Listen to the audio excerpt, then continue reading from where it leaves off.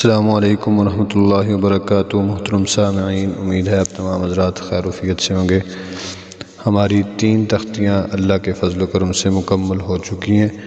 آج ہم تختی نمبر 4 کا آغاز کر رہے ہیں، تو آئیے شروع کرتے ہیں۔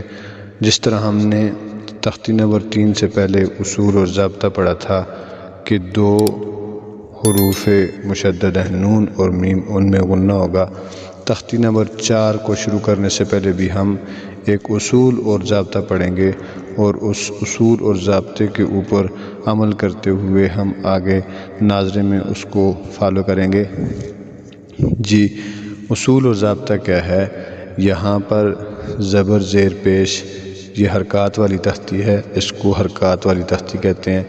زبر زیر پیش کو حرکت کہتے ہیں۔ اصول اور ضابطہ یہ ہے، زبر زیر پیش کو حرکت کہتے ہیں۔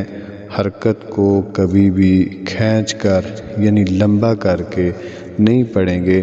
جس حرف کے اوپر زبر زیر پیش ہو اس حرف کو متحرک کہتے ہیں، یعنی حرکت والا حرف کہتے ہیں۔ زبر ہمیشہ اوپر ہوتی ہے، زیر نیچے ہوتی ہے، اور پیش بھی ہمیشہ اوپر ہوتی ہے۔ تو آئیے شروع کرتے ہیں۔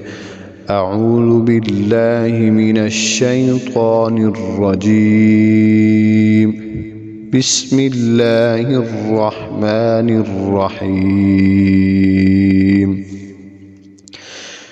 حمزہ زبر ا، حمزہ زیر ای، حمزہ پیش او۔